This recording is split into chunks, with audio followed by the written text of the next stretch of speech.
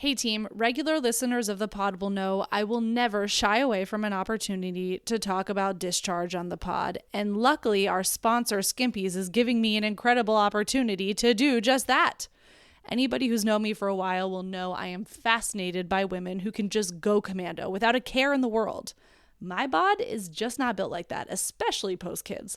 But I do still want the freedom of no underwear lines, especially when I'm getting my squats on at the gym.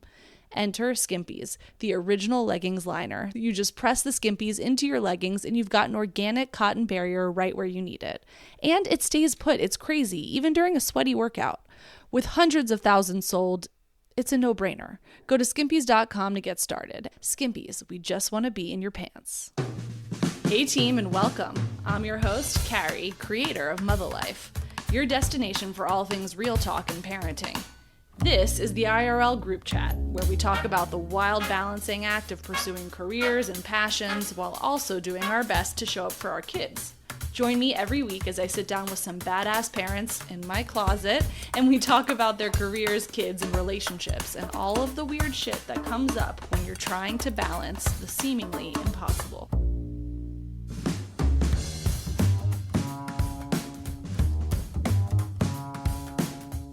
For most of us, we spend the first couple decades of our lives walking around, never once really wondering what it feels like to be uniquely you, what it feels like to be in our skin, aware of how our own mind works. It all just kind of runs on autopilot, if you're lucky.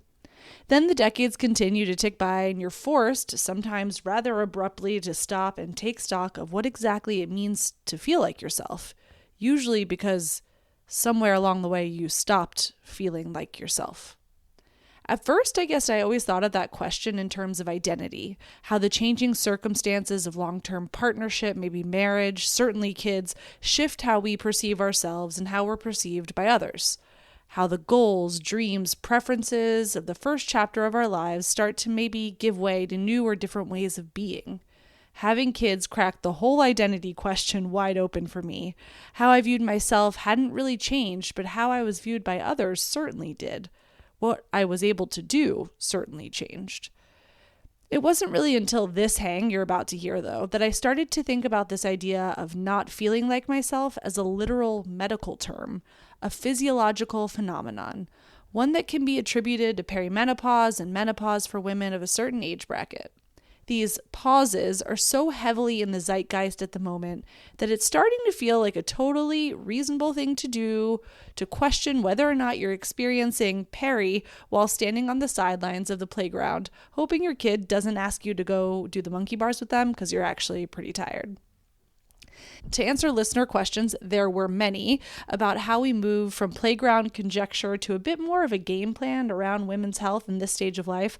I called the realest of deals to explain to me what the hell is going on with our bodies and how to parse what is life that is just lifing very hard right now and what's potentially perimenopause or menopause and how to navigate it all when realistically it's probably a combination of both. What I loved about talking to today's guest is that beyond being a literal walking encyclopedia of the latest research and praxis in women's health, is how much her own life journey and upbringing has informed her approach to her patients' care, a true embodiment of being the change she wants to see in the world of women's health. Dr. Suzanne Gilberg-Lenz is a fellow of the American College of Obstetrics and Gynecology. She is board certified in integrative and holistic medicine, holds a Clinical Ayurvedic Specialist degree, is the Chief Medical Correspondent for the Drew Barrymore Show, author of Menopause Bootcamp. She's the Chief Clinical Officer at Monarch, which you'll hear more about today, and critically appreciates the life-changing properties of the Cedars Sinai post-delivery chocolate chip cookie. If you know, you know. Enjoy this episode as much as I did. Share it with your friends. And if you want to know more, check out all of the resources we have for you in the show notes and reach out to Dr. Suzanne and her colleagues on Instagram. Enjoy. You're the woman of the hour. I mean, everyone wants to be talking to Dr. Suzanne. So welcome to the virtual closet. So we're going to start with little Suzanne long before the doctor got added, just to get a little bit of a sense of a backdrop. So where did you grow up? I grew up in LA. I'm born and raised here. I'm a native Los Angelino. My children are second generation. So We do exist. Yeah, I was about to say We do you're a rare exist. bird. Not everybody moved here. I did. I mean, are we? I feel like my generation, there's a lot of us born here, but who knows? What do I know? Okay, so you grew up, because you grew up here, you went to medical school here, you did your residency here. Yeah. I mean, you're like, talk about a compliment to a place. Well, but I went to Connecticut for college, and then I lived in San Francisco for 4 years, and then I got into medical school here, and I came back. So you went to shitty weather. So, I mean, I was away for 8 years. You went to like shittier weather, and you're like, well, Right. Yeah. Kind of. Okay, so when you were growing up, do you have siblings? Yes, I have a younger brother. Okay, so shout out Jay Gilbert. Shout out Jay Gilbert. Does he also live in LA? Yes. Yep. Los Angeles may leave, but we usually come back. Like, really? What are we leaving for? I'm sorry, the rest of the country wants to hate on us, and that's fine, but we all know why that is, because it's awesome here. This is a West Coast, best coast situation. I love all of the places, but I really like living here. What a compliment. And as does Jay, apparently. Yeah. Okay. So yes, apparently. So that tells us a lot. Hi, Jay, if you're listening. So you guys grew up here. Of course, you're an oldest, because you're in. Yes, 100%. I mean, he's only 18 months younger than me, FYI. So it's like barely.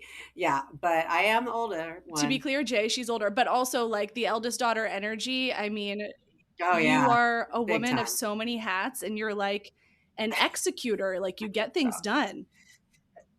You're doing a lot. I mean, as far as you know. As far as I know, which honestly is all that matters. You don't even know about all the projects I start and don't finish.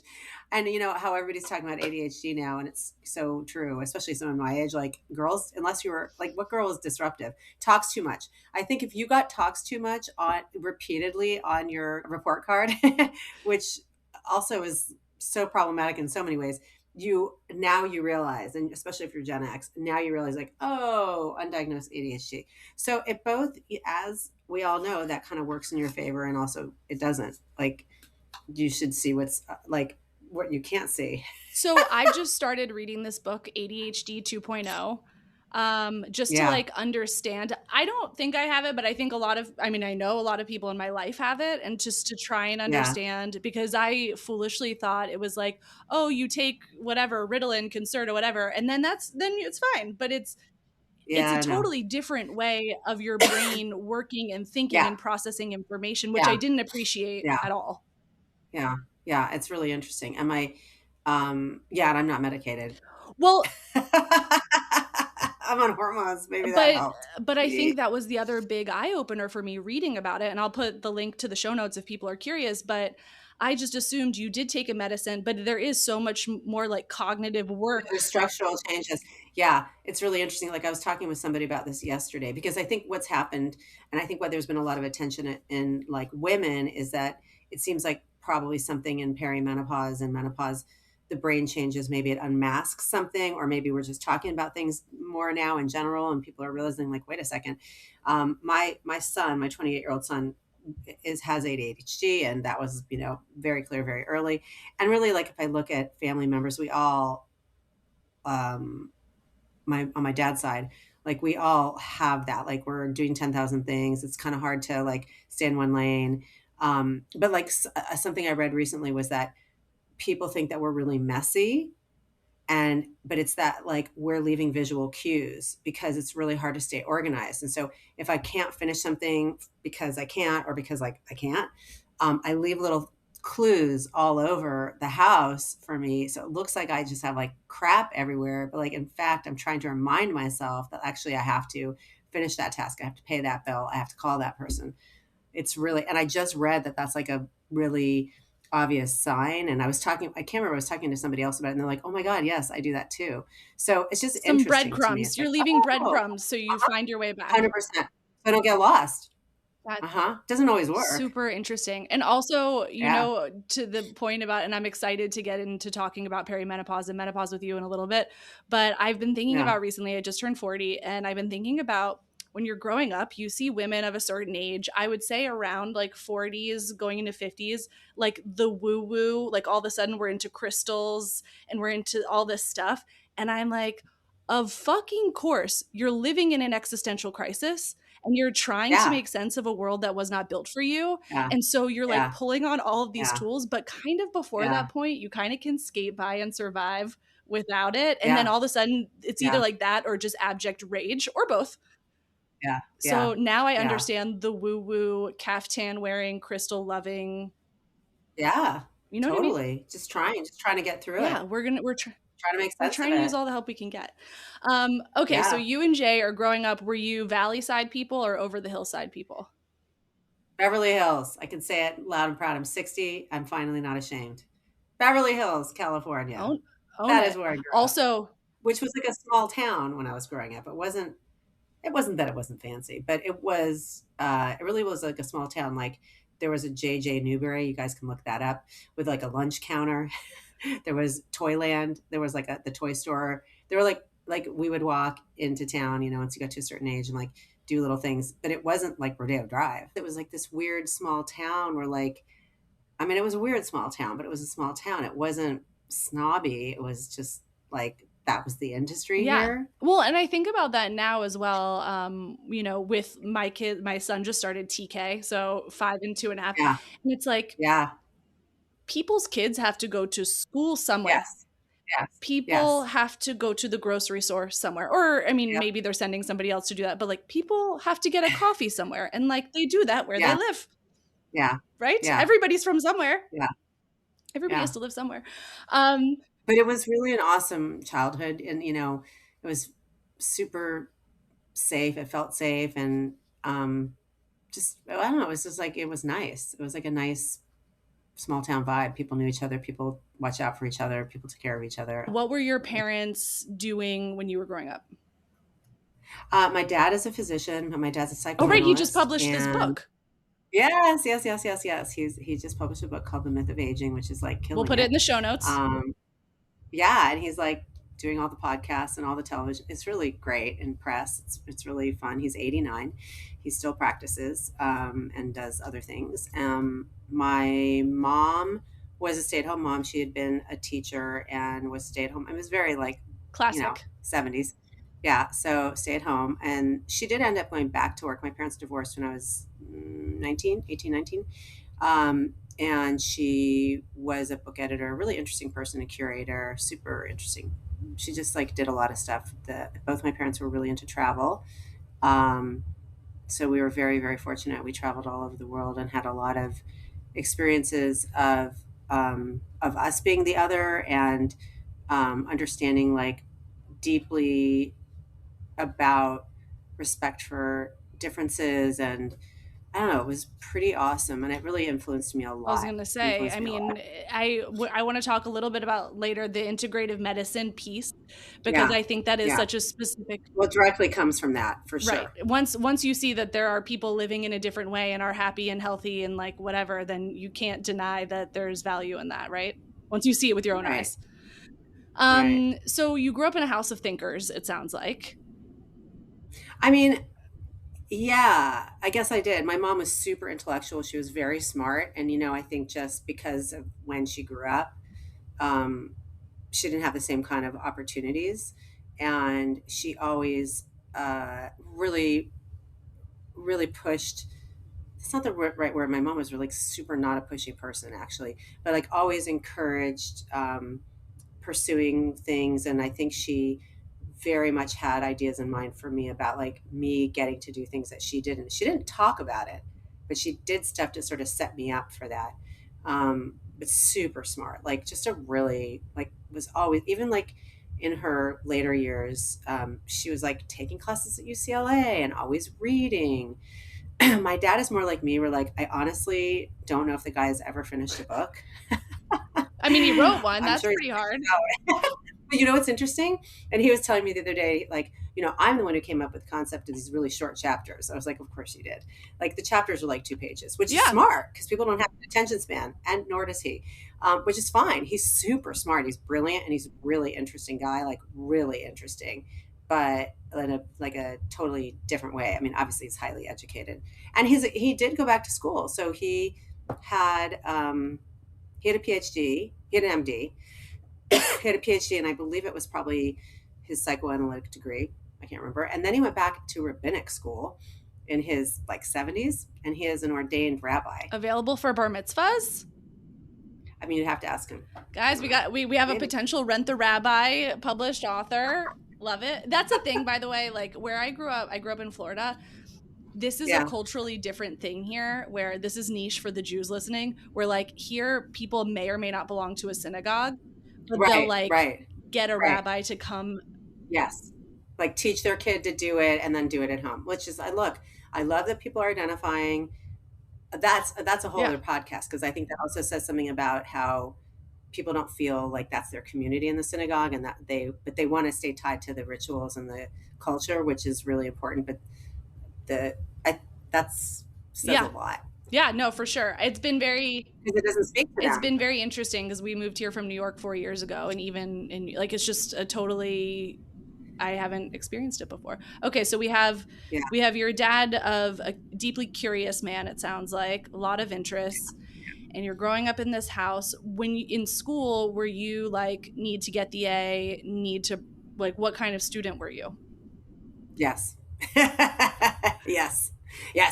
And again, I don't remember my parents ever being like, you better get A's. Like they were not like that. They were actually very permissive, interestingly. Like we definitely had rules, but not really stated. Yeah. Like it wasn't a strict household. And yet, I was like, but I definitely knew that I was supposed to do well in school.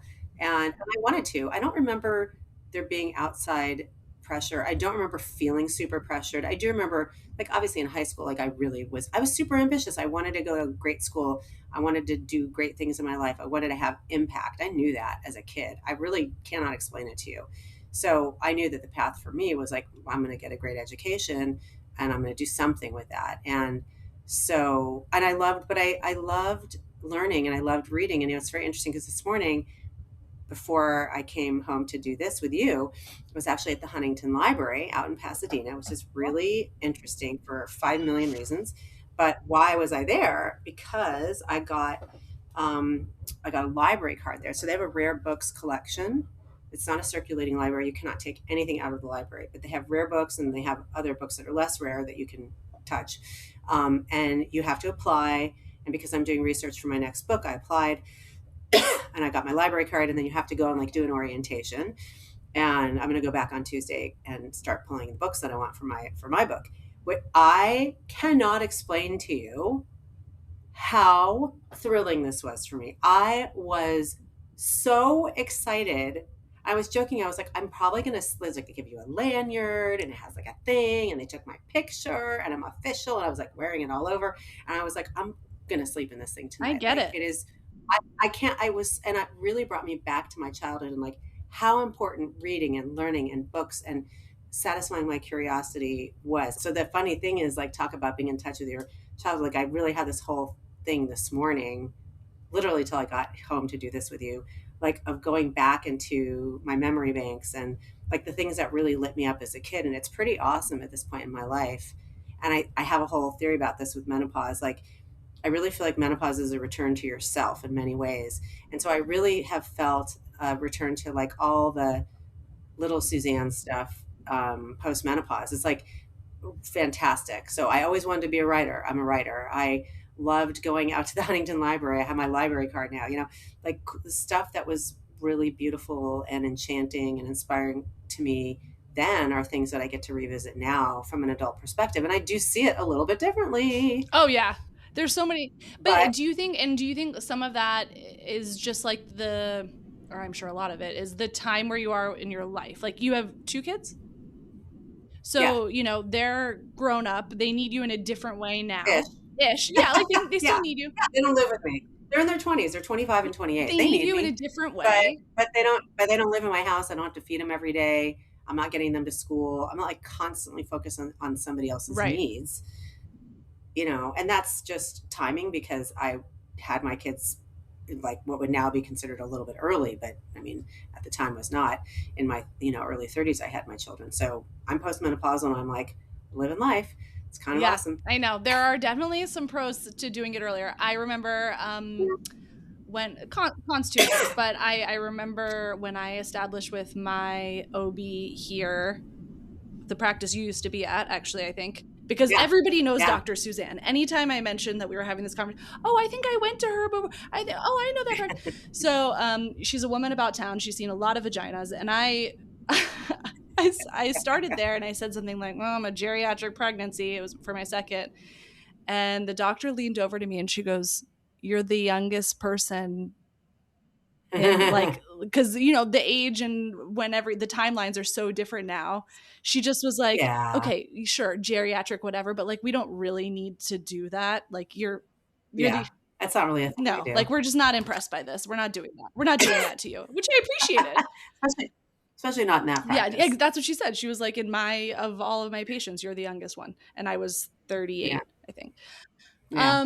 Yeah. When did your ideas about maybe being a doctor enter the picture? I mean, I think if you know people who have a physician in the family, particularly a parent, it's sort of like your idea of adulthood. And the funny thing is that my brother was an athlete and was very focused on wanting to be like in sports medicine or something. And I remember at one point, he was like, "Yeah, no, that's going to be too hard." We were in college. He was like, "Ugh, I don't want to do that." And I sort of in my mind was like, "Ugh, now I'm going to have to be a doctor." Like I don't Somebody has remember if to that's do really it. what happened, but in my mind, that's what happened. And I wasn't pre-med in college, and I toyed with it when I was younger. I definitely thought about being a doctor. In high school, I was like, that's definitely on the list. And then in college, I was like, oh, I don't want to do all that pre-med. That sounds horrible. And I kept going to the pre-med advisors, who, in retrospect, they were like PhD scientists. What the hell did they know? I was at a liberal arts college. There wasn't a medical school Right. campus. There was Wesley. There's no university attached to it that has like a hospital or any of that. So I had really no real role models other than my dad, who's unusual in a lot of ways. And they kept telling me, oh, you're going to have to stop doing art history and stop doing this and stop. And I was like, okay, obviously I don't want to do any of those things. So I'm not listening to you guys. You weren't super interested in the guidance that was being given to you. No, I didn't. I was like, oh, I don't want to do that. So, but that's kind of the story of my life. It's like, no, I don't think I want to do that. I think I'm going to do it my way, which is fine. So my path is different, but it's interesting. But it also sounds like, I mean, you have to have a lot of like a strong sense of self-worth and self-confidence to be okay with doing it your own way.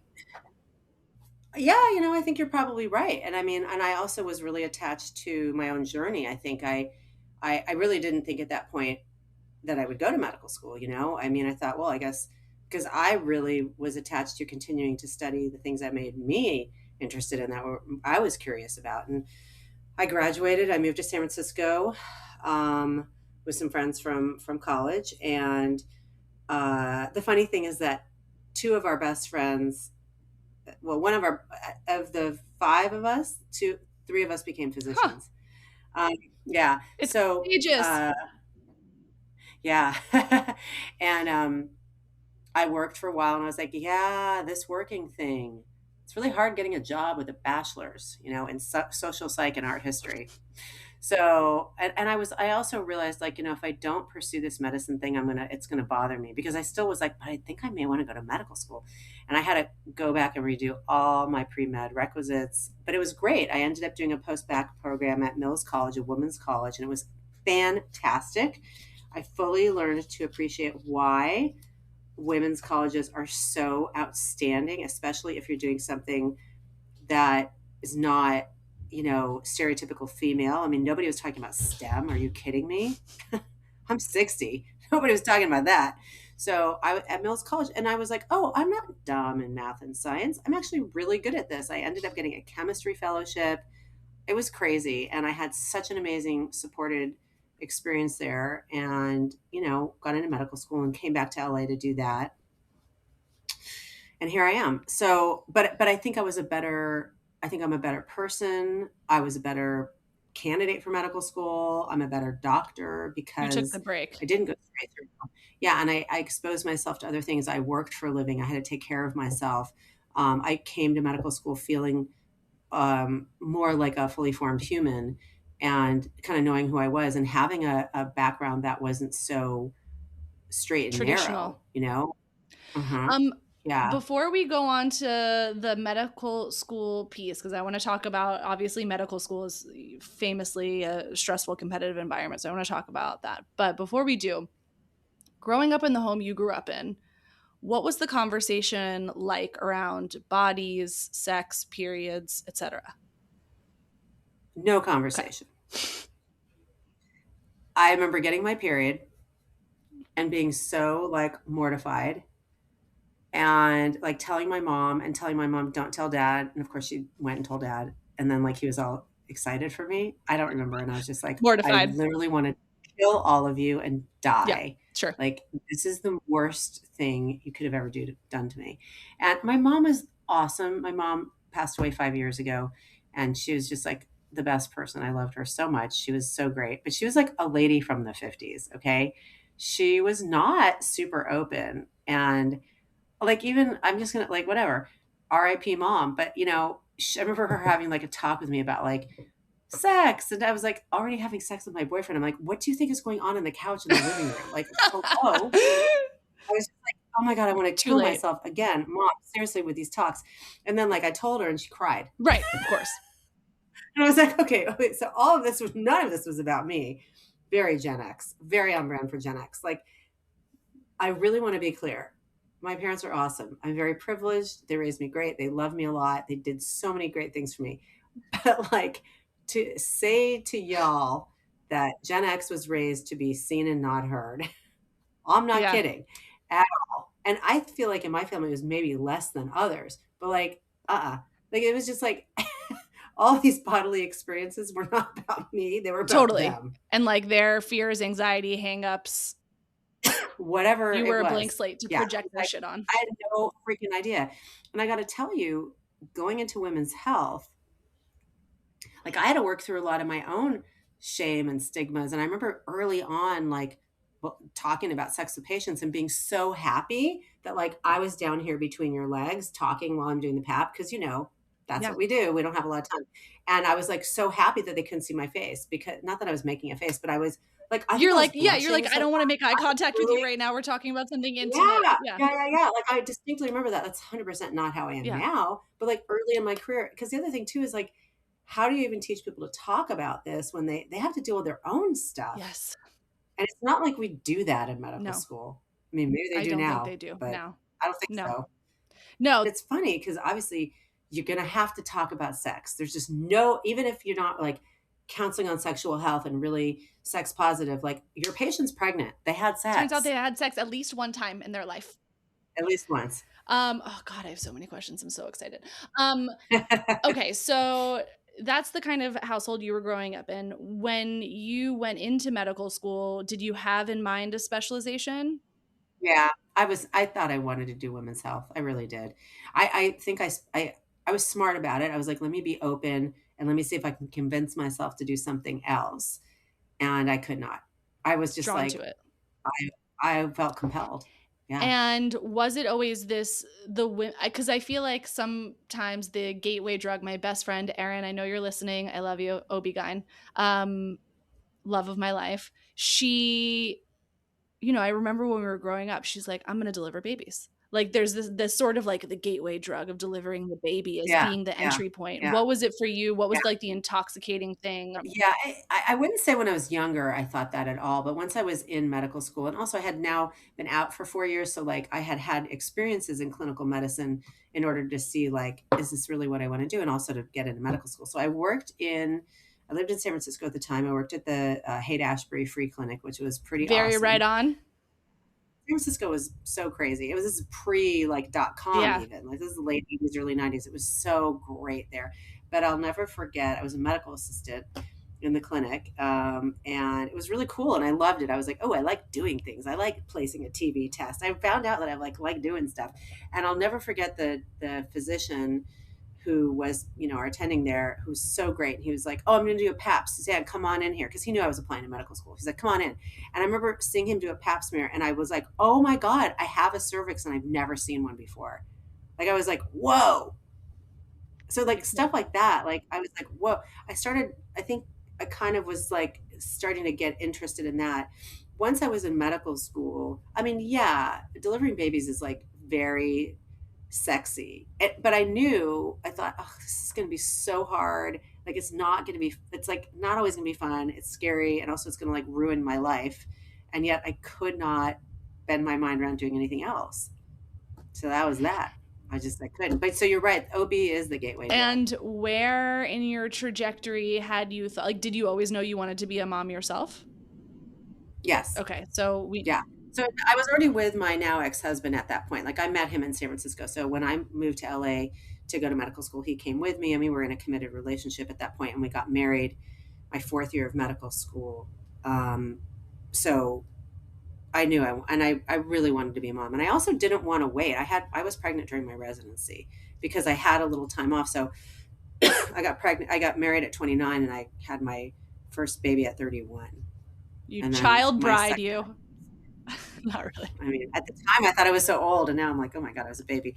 But I was pregnant like my whole residency, which was interesting. It's hard. I It's can't really imagine. hard. So yeah, that there's one thing to be growing up and being like, I need to get the A, and there's another thing to all of a sudden be in medical school with a bunch of kids who all were the kids who wanted to get the A, pretty much. Yeah, yeah, yeah. That's interesting. What was that like doing to your cortisol levels? Like, was it, were you like navigating that level of stress in addition to the fact that like you're getting married toward the end of this? You're thinking about like, Yeah, how are you yeah. navigating all of that?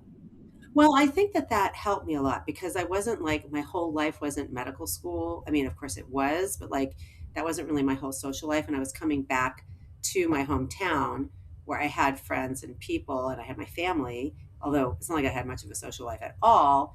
But it's an interesting thing. I think once you get into med school, there's a kind of a sigh of relief because getting in is extremely hard and everybody's jacked up, you know. Then you get in and it's like, well, we're all okay, we all got in. And there's definitely the gunners, the people who like literally like they are still in like that competitive mode. And they're like, I mean, at the time, you know, the things that are so hard to get into, like radiology, like they're just like, "Rah, rah, rah," like they will do anything to get to their goal. But I think a lot of the rest of us were like, we're here to help people, and like we're like, okay, we did it, we made it. Like we're at USC. We're gonna like you're this is not an easy medical school. It's a top medical school. It's not like not that any medical school isn't a good medical school, but we're gonna match. We're gonna get a residency. I mean, of course, you're scared when you get closer. You're not. It's really, I doubt there was anybody in my class who didn't match. Um, and I don't know. I didn't see it that way. And I think what ended up happening, and I think this is the beautiful part of medical training, is the first 2 years, you know, you're largely book learning. The second 2 years, you are it's clerkships. You're in the hospital doing rotations in the various specialties and like working. You're working as a baby doctor under lots of supervision. Although in our case at LA County in the early 90s, very little supervision. Um, that's a whole, Wait, I can mean, I I could tell ask you a you a lot. question? How Yeah. did it make you feel if this ever happened to you? Maybe it didn't because I imagine a lot of your patients didn't feel particularly empowered to advocate for themselves at that time. The etiquette around being like, I get your supervisor to do this thing for me. I don't want somebody learning on the job. Well, at county hospitals, that doesn't happen. Yeah, I can't imagine. But like, you know what I'm talking about, right? That thing of like, I don't want a resident to do this. It's humiliating. You feel bad. You feel bad, and you're also like, the Yeah. fuck. But I mean, you don't say. I mean, what are you going to do? Like, you understand. You understand it. That happened more. I think that probably happened more in residency because I went from county hospital where people didn't even feel they had To agency. Cedars I mean, Sinai. they really did. To Cedars Sinai, so where people had a lot of agency.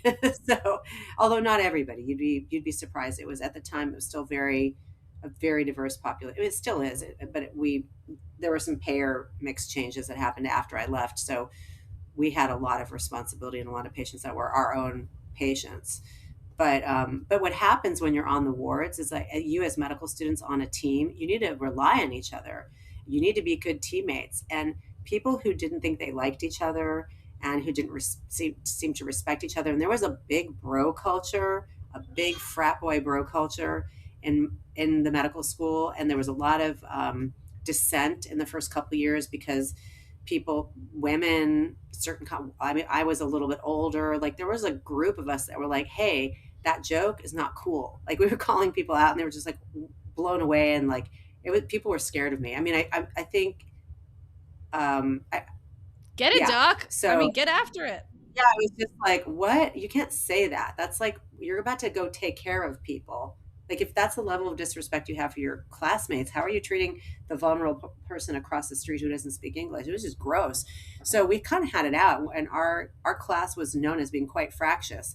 And then we got on the wards, and like we had to deal with each other. And it turned out some of the people who I thought were the biggest, like the worst dudes ever, were awesome, amazing. I loved them. They loved me because they were in it to win it. They really did care about people. You don't go to medical school. It's not easy. It's really There's hard. easier ways to make money. $500,000 in debt in principal. Like you are not doing it you're doing it because you really care. And that was really beautiful. So that a lot of that fell away where it was like, hey, we got to take care of this patient. We got to divide and conquer. We've got 40 people to see. You're going to draw the bloods. I'm going to like, you just had to do it. And those are the best doctors. I love that. Now, you're going through this time, you're pregnant through your residency. You're obviously thinking about what you want to do for yourself. So you are both your client population, walking around being your client population. Yeah, that was interesting. Yeah, so did your own experience of being a woman going through the healthcare system sort of inform your approach and how you developed it? Oh, yeah, very much so. Very much so. Because I saw what was going on in the hospital. I saw how people were addressed, treated, taken seriously, not taken seriously. And I saw it from all the different perspectives. I understood why nursing staff might feel hurt feelings that you come in with a doula and a birth plan. And again, this is way before this was a popular thing. It makes you feel like they don't trust you and they don't understand why we're here working our asses off, busting our butt to take care of you, sacrificing ourselves to take care of you. And you come in thinking we're trying to harm you. And like that was their perspective. And so some of them understood it and could step back and just be like, hey, let me help you understand that we are here for you. And some people were defensive about it. I think that's still the case. But I saw and I understood, why patients felt dismissed too, because the truth is if you came in with a doula and a birth plan, make no mistake, people were talking about you in the nurse's station saying like, well, sign her up for a C-section for real. So yeah, that happened. It's not that they were actually, nobody gets the decision, right? That wasn't, but it was like the attitude was like, oh, that's a jinx, So like, it was pretty intense. And I came into that and I thought, I'm pretty sure I'm young and healthy. I'm 30 years old, 31 years old. Like I know I can do this. And how can I protect myself in this environment? And what ended up happening is that my physician, who was a wonderful, wonderful person, but very old school, like really did not respect my decisions and did what she thought was the best thing. And by the way, I bear no ill will. I actually spoke on the phone with her last week, which is crazy. That's a whole other story. She's a complete character. And she did so many things to take care of me and protect me. I was an intern. I didn't know what the hell I was doing.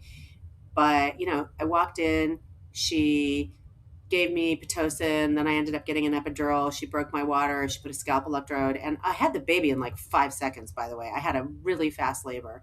And she was shocked by the whole thing. But I had a lot of interventions that I probably didn't need.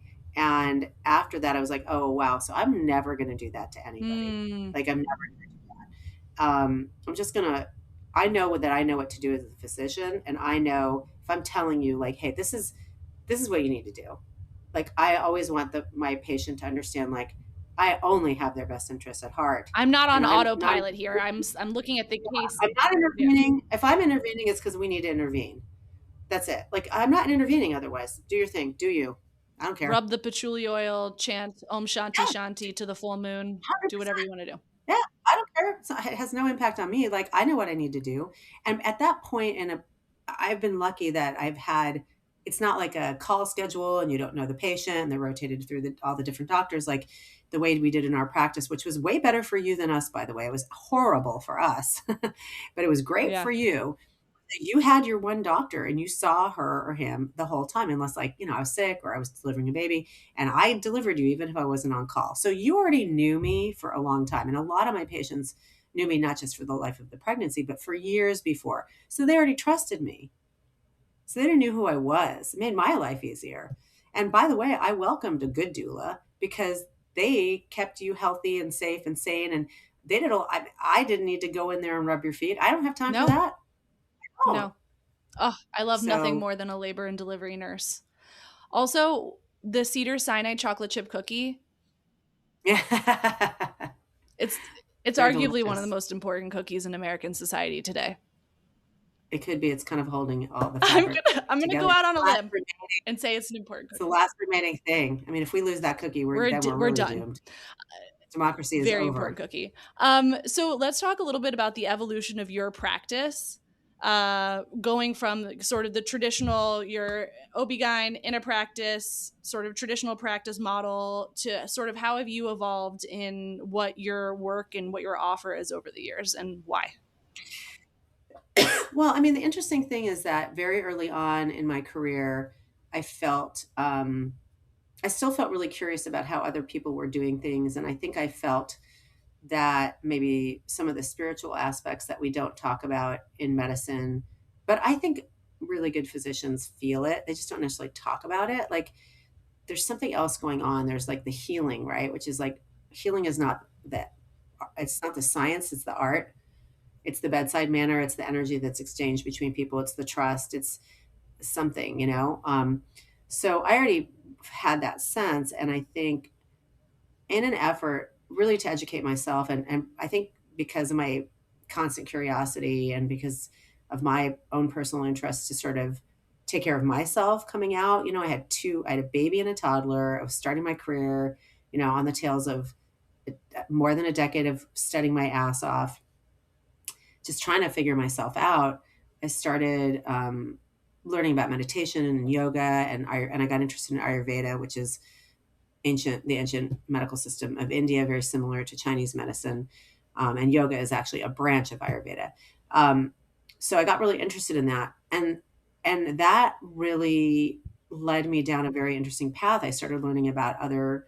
I wasn't like I was going to leave medicine and start being an Ayurvedic practitioner, but it was very obvious to me that there was a lot that was missing in my training, and having a more integrated view of the human experience made more sense to me. And I developed a reputation pretty early for just being open minded and knowing about herbs and having the conversation, and then, you know, supporting natural childbirth. Like it all kind of went together.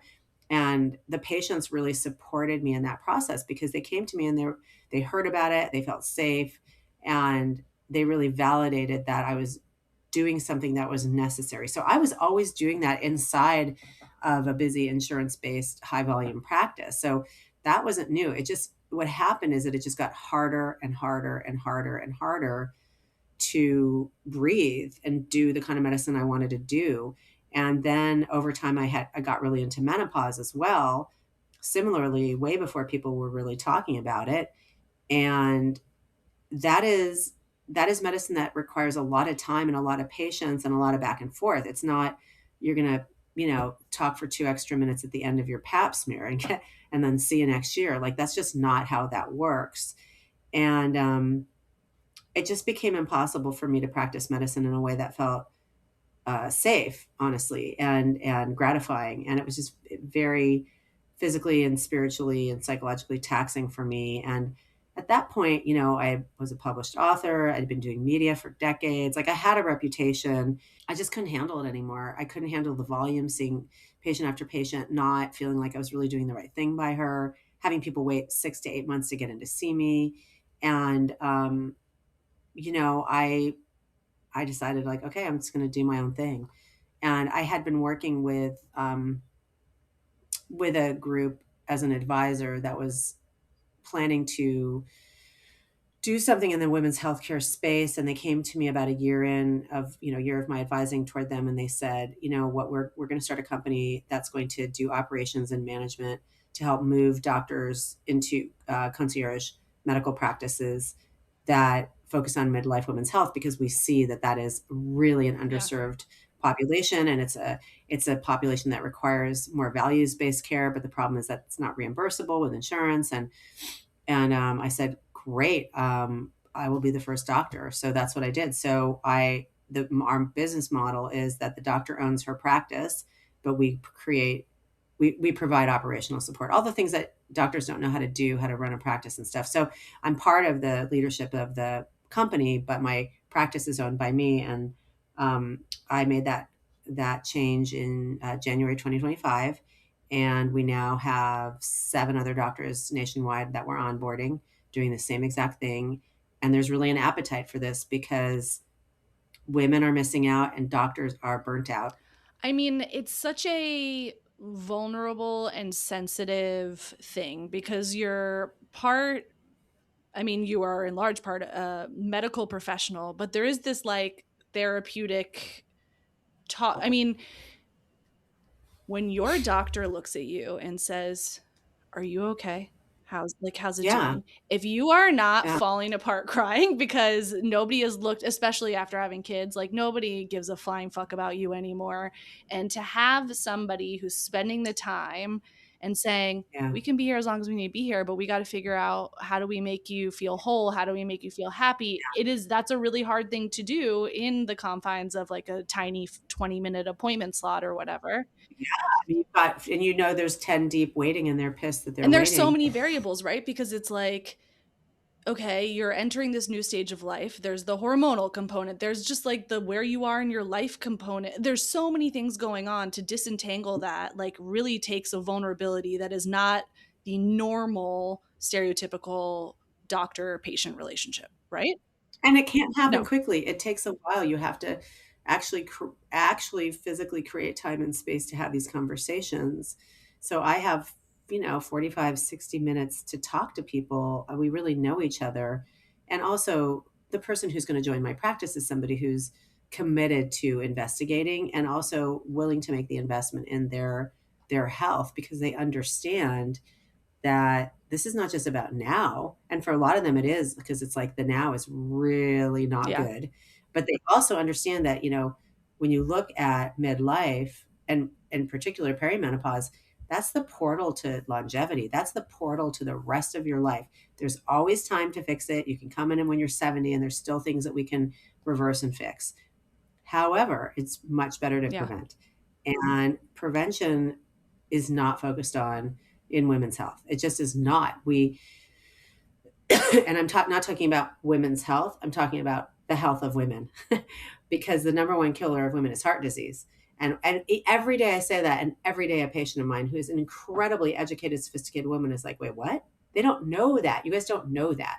So, women, if we just look at heart disease, women don't get screened as much, they get diagnosed. But I would really like to not have to diagnose. I'd like to figure out what's going on with you much Yeah. earlier so that we can see what's coming and change the lifestyle, change the management plan, support you through that so that we're preventing these big problems. Now, on that point, I feel like we are in this world. You answered one of our listener questions was like, is it ever too late to kind of explore? Like, I mean, obviously, HRT, hormone replacement therapy, was like the leading question, permutations of Of course. questions. I mean, Sure, so sure. many. So we have to talk about that. But I feel like the two things in the zeitgeist right now, there's HRT and there's the GLP-1s.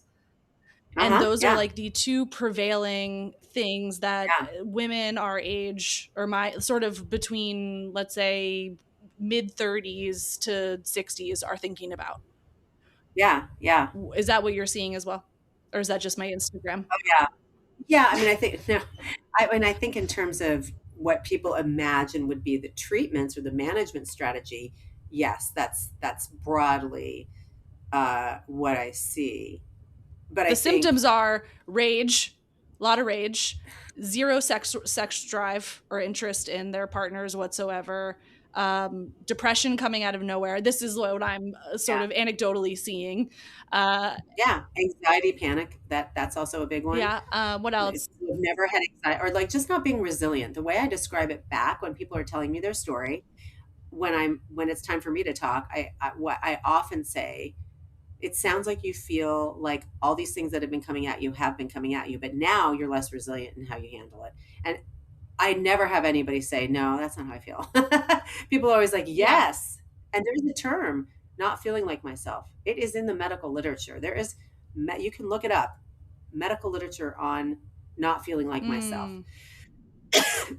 That's a big one. So, and then you add in the physical things and the family history fears and the fear mongering about this, that, and the other. And I mean, and trying to get to, kids to school on time if you have kids, and, where are you in your career, and are you hitting that glass ceiling, and all, blah, blah, blah. It's a lot to handle at once. And it's not just that all of a sudden you just can't handle it. It's that there is a milieu that has altered and makes your experience of these things and your experience of your body different. It's real stuff. Now, what age for perimenopause, what's sort of the bracket age for onset? There isn't. Here's the thing, and this is the other thing that's hard about it. It's sort of like puberty. I mean, it is puberty. A lot of people like to call it puberty in reverse. I mean, it can last 7 to 10 years. So it sort of depends on, we don't know when your last period's going to be. We don't know when you're going to go through menopause. I will say on average, since the average age in North America for white women is about 51, 52 for menopause, it's actually younger for Black and brown women by probably 2 years. And that's probably because of weathering, not because there's no biological difference, that's weathering. What do you mean by weathering? I mean, what it sounds like if just you harsher conditions, harder, more of Yeah. a grind. Yeah, that's what I thought. Okay. Yeah. Getting treated. I mean, you could be, look at Serena Williams. She had a blood clot. Nobody listened to her. Hello. If no one's listening to Serena. Who's listening to, Martha Johnson? Yeah. No one. So, it's hard. It's just a harder experience. Having said that, if you kind of wind that back, I think, a lot of people are starting to notice changes in their response to their menstrual cycle or in their menstrual cycle, and in their body surrounding that. It's often cyclic. It is early as their late 30s. That's on average. But look, if you are headed for a menopause at 47, maybe you're feeling it at 34, If you stop having your periods under the age of 45, that is considered early menopause. If you stop having your periods under the age of 40, that is premature ovarian insufficiency. That is not physiologic. That's an actual condition. And usually it's genetic. Sometimes it can be as a result of medical issues, chemotherapy, something like that. So, late 30s, I think it's not unheard of for people to be feeling stuff and not realizing what it is. It's more typical in mid 40s that it becomes pretty obvious. And just diagnostically, what are you looking for in your practice? Because I'm sure everybody is coming in asking about HRT, and is it the miracle drug we've all been told it is? And, what are you doing to find out if it's the right thing for them? Well, first of all, we're not diagnosing perimenopause. Right. Yes. It's not just dealing with treating symptoms. Right. So now let's say we've gone through what's going on with you. You're having these symptoms. We've excluded other medical issues. And we're like, yeah, this is perimenopause. And there's clinically ways that I'm already figuring that out. Like, for instance, your symptoms are cyclic. They are varying with your cycle. So ovulation, all of a sudden you're having a PMS, or your PMS is not a day or 2 days, it's 7 days or 10 days, that kind of stuff, right? 15 to 20% of us will have genitourinary syndrome and menopause symptoms, vaginal dryness, urinary tract infections, before they have any other change at all. Nothing. So, I think knowing what is coming is helpful, because people then can identify, oh, wait, maybe this is a more global experience that I'm having.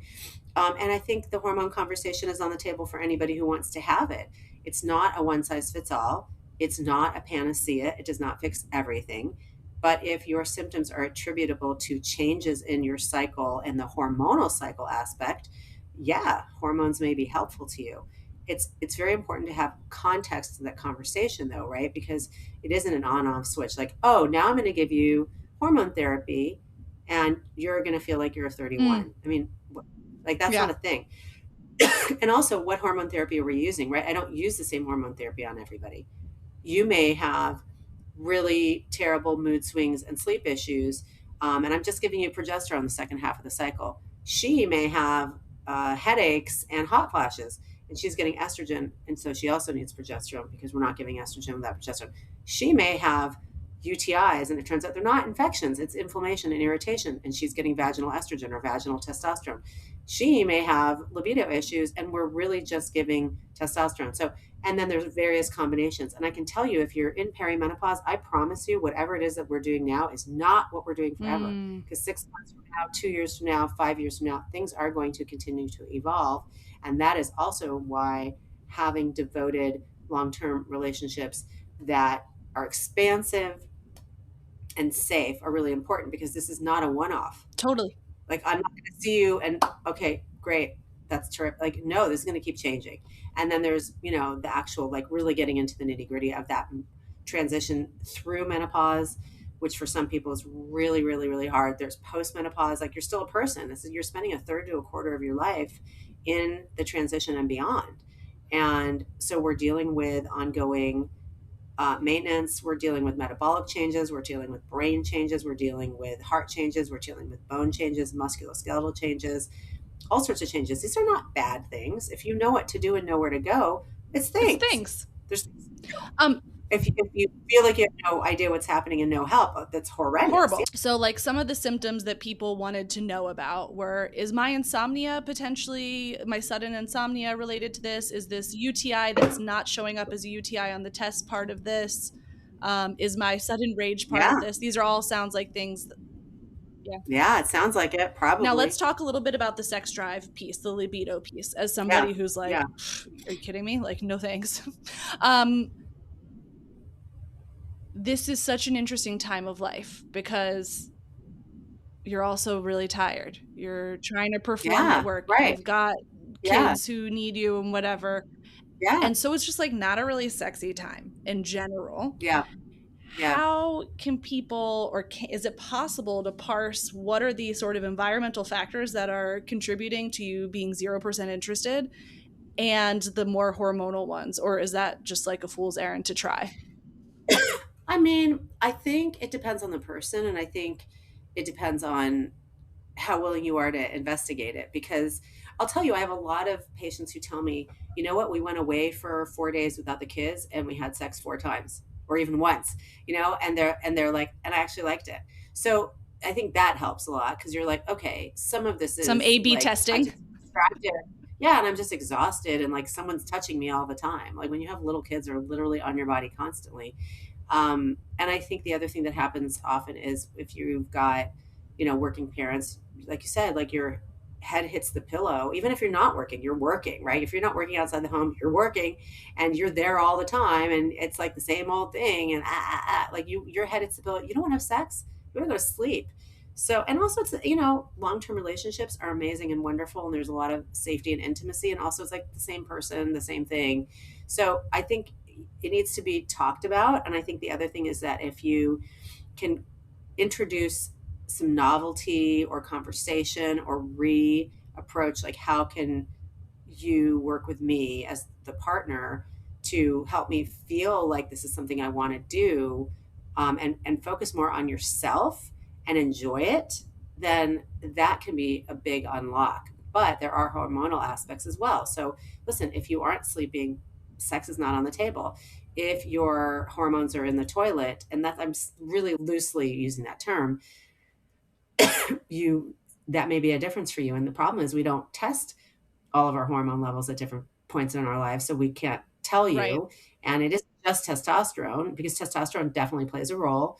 But a lot of times when we get people on estrogen and progesterone alone, they start feeling better. And if there's any dryness or discomfort, I mean, forget it. If you don't treat that, why would you want to have sex? If you're not having an orgasm, or you're not having a very good orgasm, why would you want to have sex? Like, what is the purpose? So, because you're not procreative anymore, right? So it's complicated, but it's doable. And I think it's what are you willing to do? Are you interested? Are you ever turned on? Do you masturbate? Did you masturbate? Things change if you have kids, your body changes. Like what feels good changes. So some of it is also not being married to, like, it has to be the way it was, but like, what are the possibilities now? And, like it's hard to center all of that in a busy life. Yeah. Which makes the whole testosterone thing pretty attractive because you're like, oh, I could just not think about all this and maybe take something and then be in the mood like that. And that absolutely might help, but I'm going to tell you, it does not help Mm. everybody because it isn't just testosterone.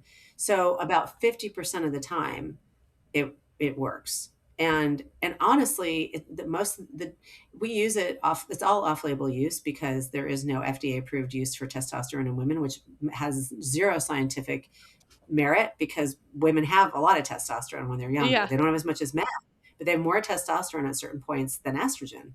So like this makes no sense. Having said that, all the hypoactive sexual desire disorder data, well, not all of it, but a lot of it is in postmenopausal women. That doesn't mean in premenopausal women it wouldn't work, but you just have to understand that it's not an on-off switch. So that's a great question. It isn't like the lazy girl's way to fix it. That's not accurate. And if you're doing it safely, it's fine. Maybe it'll work. I'm not at this point. I'm not a fan of pellets. They're very high dose. You can't reverse them. Um, Generally, a lot of times with women, you get what we call super physiologic doses, like way Is higher this than the normal. article that I It's like read about just like cocaine. women going, like trying to hump their husbands like nonstop? I Yeah. saw some. Yeah, but I also feel like that article was really disparaging, and I think a lot of these are like very misogynistic, and it's like, come on, man, like, do we have to Yeah. characterize it like that? But I will say that, I mean, look, are there people out there who are dosing pellets correctly? Yes, but the problem with the pellet producers, and I'm talking about the manufacturers, is that they really haven't done their due diligence. On they haven't published, efficacy and safety data, and they really need to do Mm. that. So, because there is in men, but so for now, I use transdermal through the skin, off label for men. So we use usually about a tenth of the dose for men is what we do for women. And I go start low and go slow, and it can take a couple months to get people's levels up and have them feeling better. And so it's really interesting. It's individual response because I don't know what your level was and how you're Yeah. responding when you were 22 or 33 or whenever it was that it was best for you. And again, because it's not a lot of women's desire is responsive. It's not spontaneous. That's just not Yeah. accurate. So you're trying to restore something that Wasn't necessarily the maybe case in the was. first place. Yeah, yeah. And also, how are we taking you out of your life and who you Right. are and your experiences? Like that's just not a thing.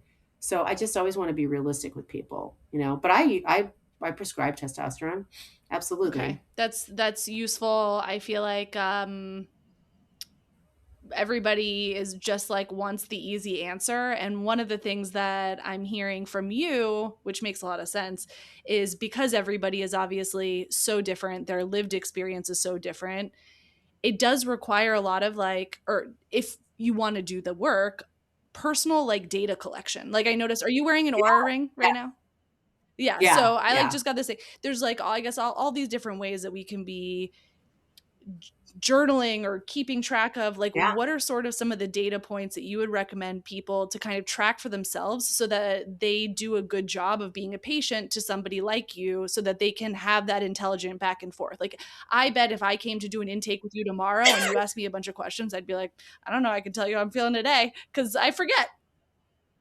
But that's okay because then I'm just going to tell you what I think you should do. I think for people who like the wearables, they're great. Some people it really stresses them out and they start getting obsessed with their data. And like these things aren't perfect. They're like pretty good.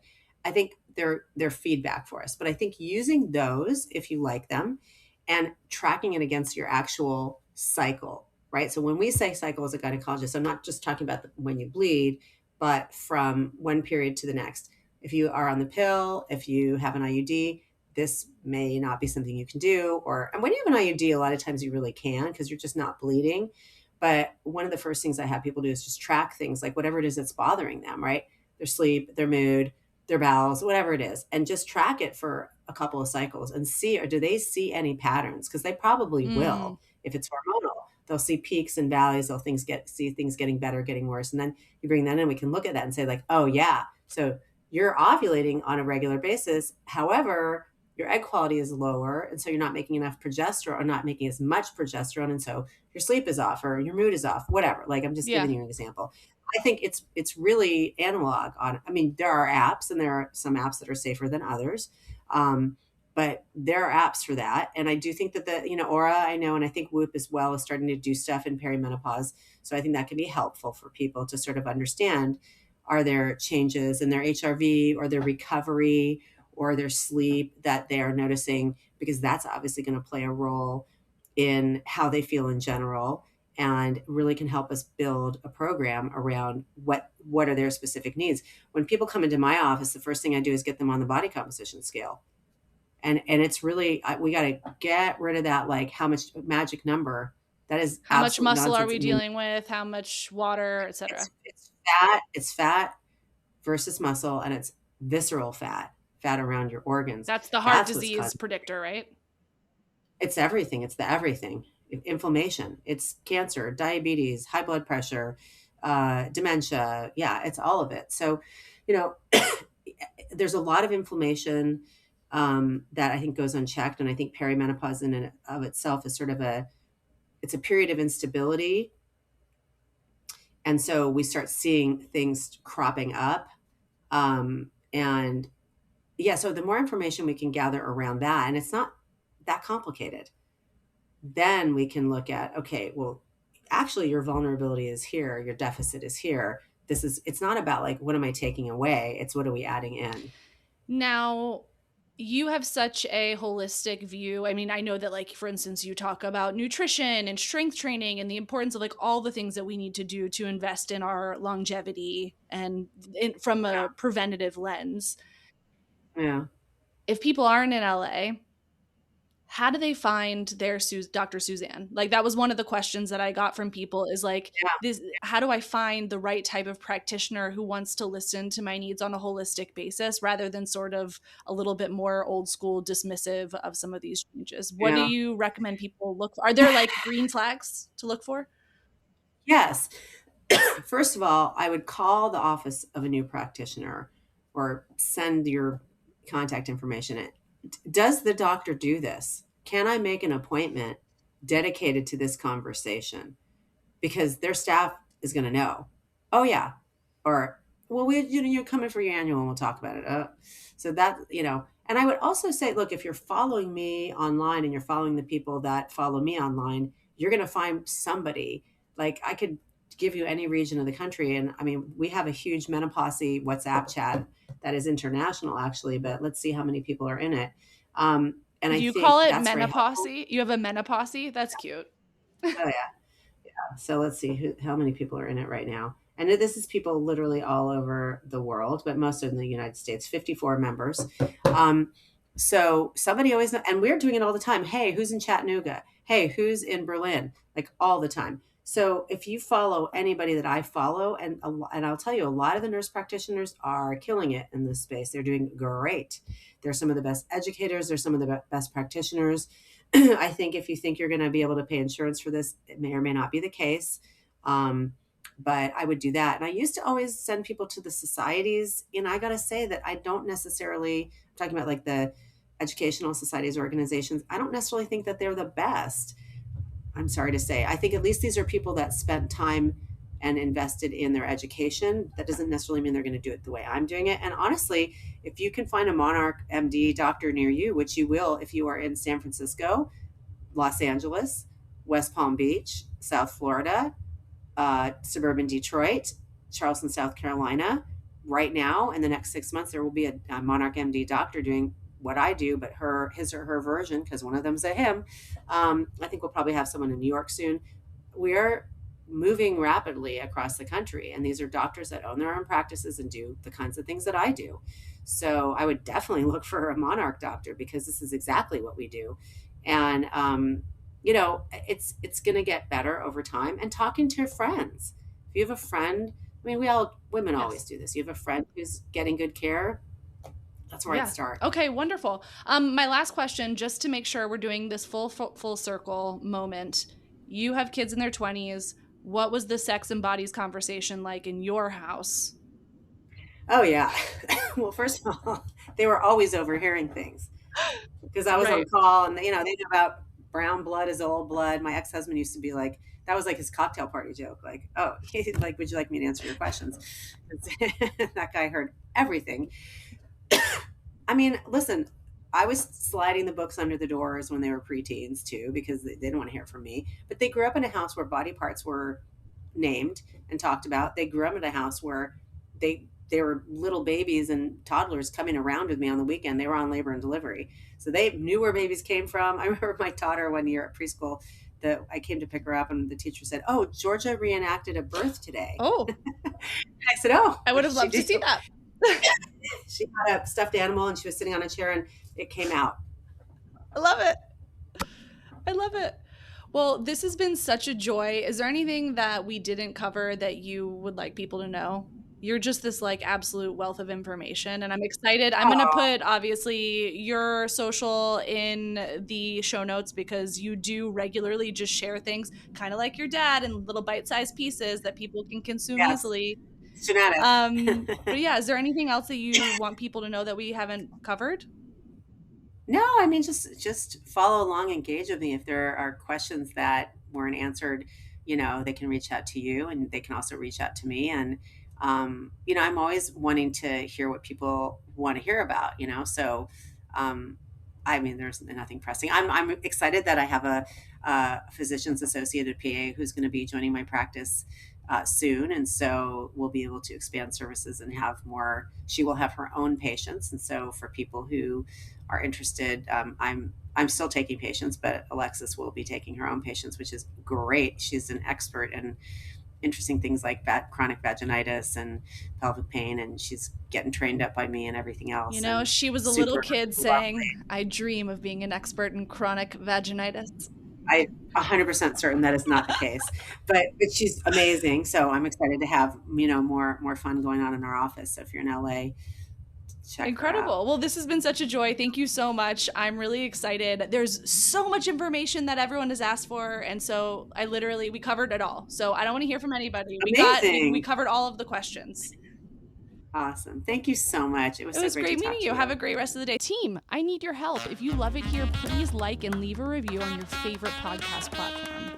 Subscribe to the Substack for full access to this episode's show notes and join the discussion. And of course, follow me on Instagram at mutha, mutha.life for a daily look at all things mother. Thanks for listening. Be sure to tune in next week for another Chat in the Closet. This podcast was produced by Mother Life, music by Ronan Landa. See you next time.